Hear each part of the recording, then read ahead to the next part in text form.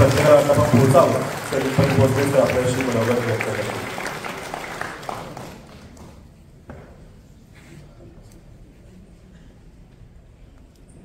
नमस्कार मित्रांनो,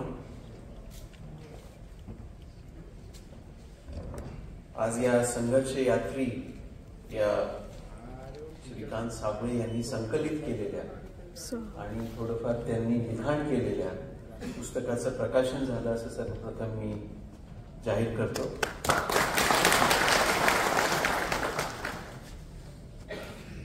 खरं म्हणजे त्यांचा माझा काही संबंध नाही. मी इथे असताना ते कदाचित नव्हते किंवा माझी भेटही झाली असेल, ओझरती झाली असेल किंवा नसेलही झाली. पुणे सोडूनही मला आता 15 वर्ष झाले. त्यामुळे या दरम्यानच्या काळामध्ये जी स्थित्यंतर पुण्यात झाली त्यापैकी ते एक असावे. परंतु त्यांनी चिकाटीने माझ्या मागे लागून की ह्याचं जे प्रस्तावना आहे ती प्रस्तावना तुम्ही लिहायची असं ते एकदा माझ्याकडे आले आणि मी म्हटलं ठीक आहे, बघू, करूया, विचार करू. मग ते म्हणाले नाही असं असं झालंय. म्हटलं ठीक आहे, नंतर थोडं काही दिवस जाऊ द्या जरा. तर आपण असं करतो, म्हणजे मी तरी असं करतो की बऱ्याच वेळा लोक येतात आणि म्हणतात असं असं करा आणि मग तो उत्साह गेला 10 दिवसांनी 15 दिवसांनी की ते दुसरं काहीतरी दुसरा मार्ग शोधतात. तर ते मात्र अडून राहिले. मग मी म्हटलं नाही हो, ते वाचायला लागेल पुस्तक. त्यांचं म्हणणं कशाला वाचेल, मनोगत याच्यात. म्हटलं नाही, पुस्तक वाचल्याशिवाय मनोगत नाही. बरं म्हणाले, मी पाठवतो. मग मी म्हटलं की नाही, मी ते फोन बिन वाचत नाही, कम्प्युटर फोन बिन मला जमत नाही, मला कागद हवं. बरं म्हणाले, कागदही तुम्ही. म्हणजे मला मार्गच त्यांनी शेवटी ठेवला नाही की मला ते पुस्तक समोर आलं. त्याच्यानंतरही त्यांचा पाठपुरावा चालू राहिला. 2-3 महिने हे सगळं त्यांचा प्रयत्न चालू राहिला आणि त्याच्यातून मग शेवटी मी ते पुस्तक वाचलं. त्याचं जे मॅन्युस्क्रिप्ट होतं ते मॅन्युस्क्रिप्ट वाचलं आणि त्याच्यानंतर मी हे ठरवलं की आपण याच्याबद्दल लिहूया. कारण यात ज्या कहाण्या आहेत, यात जे किस्से आहेत, यात वेगवेगळ्या अधिकाऱ्यांची जी मनोगत आहे, त्यांची जी जीवन कहाणी आहे सगळी, ती त्या सगळ्याच गोष्टी फार महत्वाच्या आहेत. केवळ एवढ्यासाठी नव्हे की, आणि असं नाही की त्यातल्या प्रत्येकाने असं लिहिलंय की माझ्या लहानपणात मला फार दुःख होतं, कष्ट होतं, असंही नाही. परंतु प्रत्येकाच्या आयुष्यातला जो संघर्ष आहे, तो छोटा असेल मोठा असेल, त्या संघर्षाला सामोरं कसं गेले आणि त्यातून नवीन काहीतरी निर्माण करण्याची जिद्द ठेवून ते निर्माण कसं केलं आणि ते निर्माण केल्यानंतर काय करतायत याचा एक अतिशय सुंदर प्रवास या पुस्तकामध्ये प्रत्येक पानावरती आपल्याला दिसतो. आणि तो मला फार भावला. तो मला असं वाटलं की याचा एक हिस्सा आपण व्हायला हवं. आणि म्हणून त्या सगळ्या कहाण्यांमधून 40-41 लोकांच्या गोष्टींमधून मला जे मुद्दे महत्वाचे वाटले ते मुद्दे मी प्रस्तावनेमध्ये लिहिले. त्याच्याबद्दल मी आज बोलणार नाही, कारण पुस्तक साहजिकच तुमच्यापर्यंत पोहोचेल किंवा पोहोचलं असेल. कालच्या 400 पैकी काही भाग्यवान कदाचित तुम्ही असाल. त्यामुळे तुम्ही ती प्रस्तावना वाचाल आणि त्यातले जे मुद्दे आहेत ते तुम्ही नक्की लक्षात घ्या. त्याच्याबद्दल मी आज बोलणार नाही. मला इतर 2-3 गोष्टी आज या ठिकाणी, आज आपण जे लोक उपस्थित आहोत, म्हणजे मला सुरुवातीला वाटलं होतं की एक वेगळ्या प्रकारचा या ठिकाणी वेगळ्या प्रकारचे लोक, मुलं मुली असतील आणि त्यांच्याशी एक वेगळा संवाद होईल. आज आपल्या ज्या कार्यक्रमाला आलेले लोक आहेत त्यांच्यासाठी कदाचित मला थोडं वेगळं बोललं पाहिजे. परंतु एक आणखी मला या ठिकाणी फार चांगलं वाटलं की प्रत्येकाच्या करिअरमध्ये एक एंड पॉइंट असतो. तर आपल्याला सगळ्यांना वाटतं की आपण तिथपर्यंत पोहोचावं. त्या ठिकाणी पोहोचल्यानंतर हा तसा माझा पहिलाच कार्यक्रम आहे. तो कार्यक्रम या सगळ्या अशा अधिकाऱ्यांच्या समवेत त्यांच्या पुस्तकाच्या संबंधी हा कार्यक्रम होतो, याचा मला अतिशय आनंद आहे. त्याचबरोबर पुणे महानगरपालिकेत, म्हणजे पुणे शहरात, पुणे महानगरपालिकेत आणि या बालगंधर्व नाट्यगृहामध्ये हा कार्यक्रम होतोय, याचंही मला फार अप्रूप आहे. कदाचित यानंतर काही महिन्यानंतर ही वास्तू राहणार नाही आणि या ठिकाणी नवीन वास्तू होईल. या वास्तूचं आता ही वास्तू बदलण्याच्या स्थितीला आलेली आहे. अनेक आयुक्त या ठिकाणी त्याच्यासाठी प्रयत्न करतायत. या ठिकाणी याही पेक्षा एक सुंदर वास्तू, कदाचित एक कलादालन आहे त्याच्यासाठी इतकी मारामारी असते. म्हणजे मला आठवतंय की अनेक कलाकार आम्ही म्हटलं तिथे गोले रोडला दुसरी गॅलरी करतो, नाही इथेच चित्र दाखवायची. तर ही जेव्हा नवीन वास्तू होईल त्या वास्तूमध्ये कलादालनही कदाचित जास्त भव्य आणि जास्त संख्येने असतील. नाट्यगृह कदाचित आता आहे याच्यापेक्षा अतिशय जास्त सुसज्ज, चांगलं आणि 2 किंवा 3ही नाट्यगृह असू शकतील अशा प्रकारचं नियोजन या ठिकाणी आहे. मला आठवतंय याचं नुसतं अकॉस्टिक्स करायला इतका त्रास झाला आम्हाला, कारण हे ज्यावेळेस केलं तेव्हाचं तंत्र आणि नंतरच्या काळानुसार झालेल्या जे सगळे बदल असतात त्या बदलानुसार आपले कानही तयार झालेले असतात, श्रोत्यांचे, प्रेक्षकांचे कान तयार झालेले असतात आणि त्यांना ते जुन्या पद्धतीचं साऊंड सिस्टम मध्ये, जुन्या अकॉस्टिक्स मध्ये त्यांना कार्यक्रमाची मजा येत नव्हती. म्हणून अकॉस्टिक्स बदलण्यासाठी देखील इतका त्यावेळेस आम्हाला प्रयत्न करायला लागला होता. कारण आहे त्या वास्तूमध्ये हे सगळे बदल करायचे, याला हे फार मोठं चॅलेंज असतं. इव्हन त्याचं एअर कंडिशनिंग कदाचित नंतर कोणीतरी करून घेतलं. आमच्या वेळी तर आम्हाला फक्त ते टॉवर युनिट लावता आले होते, नंतर कोणीतरी एअर कंडिशनिंग करून घेतलं. पण या खूप अडचणी असतात. त्या अडचणींवरती मात करून आता एक नवीन प्लॅन झालाय. म्हणून मला असं वाटलं की पुन्हा या वास्तूमध्ये आपल्याला यायला मिळणार नाही. तेही एक फार मोठं कारण होतं हा कार्यक्रम स्वीकारण्याचा. बालगंधर्व मधले जे काही शेवटचे हे कार्यक्रम होणार आहेत त्याच्यापैकी आपला एक असेल याचाही मला फार आनंद आहे. या कार्यक्रमाच्या निमित्त आपण जे शिकतो, आपण वेगवेगळ्या ठिकाणाहून शिकतो. काही आपण पुस्तकांमधून शिकतो, काही आपण आपल्या शाळेमधून शिकतो, काही मित्रांकडून शिकतो, काही आपल्याला जे लोक भेटतात आपण त्यांच्याकडून शिकतो आणि असं आपण सतत शिकत राहतो. या सगळ्यामध्ये कुठेतरी आज आपण नाट्यगृहात आहोत म्हणून सिनेमा आणि नाटक याचाही एक फार मोठा भाग असतो. सतत आपण या सगळ्या गोष्टींमधून काहीतरी नवीन घेत असतो. त्यातल्या ह्या सगळ्या सिनेमाच्या जगातल्या 2 गोष्टी मला आज तुमच्याशी शेअर कराव्याशी वाटतात या कार्यक्रमाच्या निमित्ताने. हे पुस्तक आधीच उल्लेख झाल्याप्रमाणे केवळ अधिकाऱ्यांच्या बद्दल जरी असलं तरी अधिकाऱ्यांसाठी असं नाही. हे पुस्तक सगळ्यांसाठी आहे. आपापल्या व्यवसायामध्ये आपण अधिक चांगले कसे होऊ शकतो, तो व्यवसाय अधिक चांगला कसं करू शकतो याच्यासाठी यातले धडे फार महत्वाचे आहेत. आणि बघा आपण कसं व्यावसायिक म्हणतो, धंदेवाईक म्हणत नाही. गुलाम अली जेव्हा गातात की दिनभर तो मैं मेरे धंदों में खोया रहा, तर गोड वाटतं. आम्ही म्हटलं की धंदे करायला गेलो तर त्याचा वेगळाच अर्थ निघतो. तर म्हणून व्यावसायिक आणि व्यवसाय असा शब्द जास्त रूढ झालेला आहे आपल्या सगळ्यांच्या बद्दल.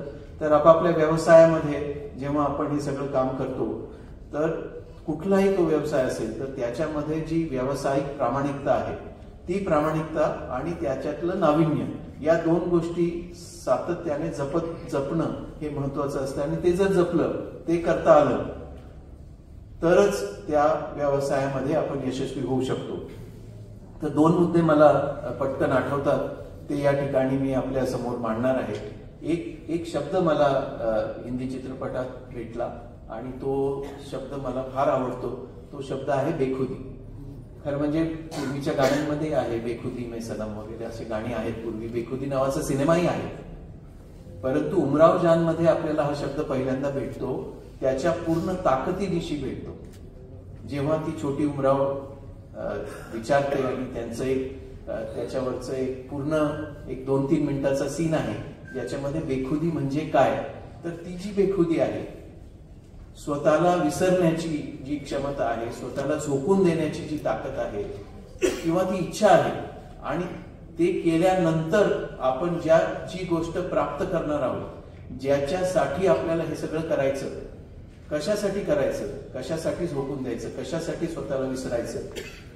आणि इतर त्या गाण्यांमध्ये, पूर्वीच्या गाण्यांमध्ये वगैरे जो बेखुदीचा उल्लेख आहे तो कदाचित फक्त प्रेमाशी संबंधित आहे. या ठिकाणी मात्र तो स्वतःला विसरण्याचा जो संबंध आहे तो जास्त प्रगल्भ लेवलवरचा आहे आणि तो मला फार महत्वाचा वाटतो.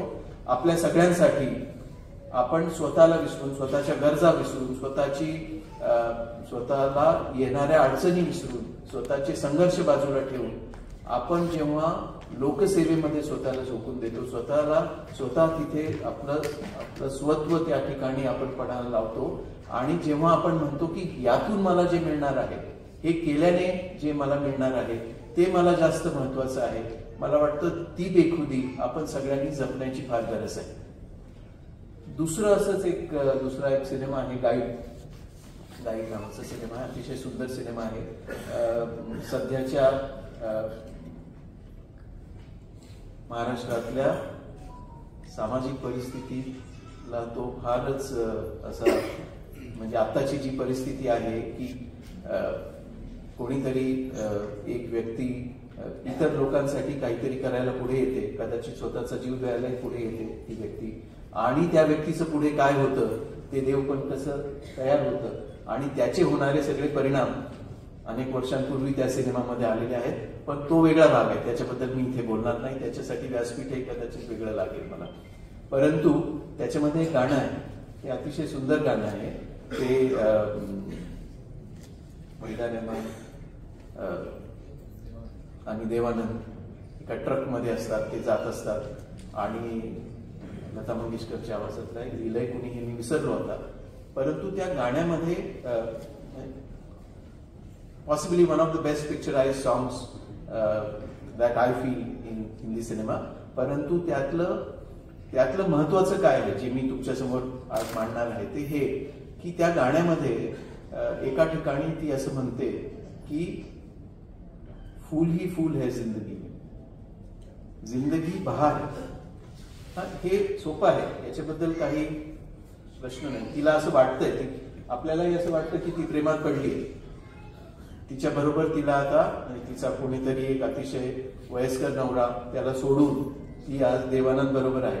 देवानंद बरोबर असली की कुठलीही मुलगी प्रेमातच पडेल, तशी ती प्रेमात पडली आणि त्यामुळे आपल्याला असं वाटतं की तिला हे जाणवतंय. परंतु त्याच्या पुढची ओळ फार महत्वाची आहे, ती आपल्या सगळ्यांसाठी फार महत्वाची आहे. ती असं म्हणते की तय करली आहे, मी हे ठरवलं. प्रत्यक्ष माझ्या आयुष्यात बहार आहे का, प्रत्यक्ष बाहेर फुलं आहेत का, प्रत्यक्ष बाहेर वसंत ऋतू आलाय का, महत्वाचं नाहीये माझ्यासाठी. मी हे ठरवलंय की माझ्या आयुष्यात आता फुलंच फुलं आहे सगळीकडे. आणि मला वाटतं आपल्या सगळ्यांनी हे ठरवणं फार महत्वाचं आहे. विशेषतः प्रशासकीय सेवेमध्ये असणारे आपण सर्व लोक अनेक आपल्या कामामध्ये आपल्याला अनेक वेळा काही अडचणी येतात, आपल्या समोर अनेक प्रश्न निर्माण होतात. आपल्याला असं वाटतं की अतिशय कठीण परिस्थिती आपल्या समोर तयार झालेली आहे आणि याच्यातून आता मार्गही निघणार नाही. आणि अशा वेळी आपल्याला हे मी ठरवणं, हे मी ठरवलेलं आहे, मला हे योग्य वाटतं, मला हे न्याय्य वाटतं, मला हे या समाजाच्या हिताचं आहे असं वाटतं आणि त्यामुळे मी हे करणार आहे. म्हणजे मी ठरवणं, मी स्वतःला झोकून देणं, मी ठरवणं, हे मला असं वाटतं प्रशासकीय सेवेतील सर्व अधिकाऱ्यांसाठी अतिशय महत्वाचे हे जे दोन मुद्दे आहेत की आपल्याला असं वाटतं की आपण लोकसेवेसाठी या ठिकाणी आलेलो आहोत. परंतु ती लोकसेवा केवळ बोलून किंवा केवळ या सेवेत येऊन किंवा केवळ आपल्याला नेमून दिलेली कामं करून ती साकार होणार नाही. कारण किंवा त्याच्यातून आपल्याला जे हवं आहे ते समाधान मिळणार नाही. ते समाधान जर मिळवायचं असेल तर त्यासाठी आपल्याला ही बेखुदी आणि हे स्वतःच्या आयुष्याची दिशा ठरवणं, या दोन गोष्टी आपल्याला सगळ्यांना सातत्याने करता आल्या पाहिजे. त्याच्यासाठी स्वतःची जी ताकद, स्वतःची जी हिंमत आहे ती वाढवता आली पाहिजे. आणि हे जर आपण करू शकलो तर at the end of the day आपण सर्व अतिशय समाधानी असू आणि आपण आपल्या या समाधानामध्येच समाजाचं खरं हित आहे असं मी मानतो. कुठलंही काम करायचं असेल तर मला वाटतं 3 प्रश्न फार महत्वाचे आहेत. काय करायचं, कसं करायचं आणि का करायचं. आपल्या करिअर्समध्ये आपल्याला, आणि केवळ अधिकाऱ्यांसाठीच नव्हे तर कुठल्याही व्यवसायामध्ये मला असं वाटतं की हे 3 प्रश्न फार महत्वाचे आहेत. काय करायचं हे आपल्या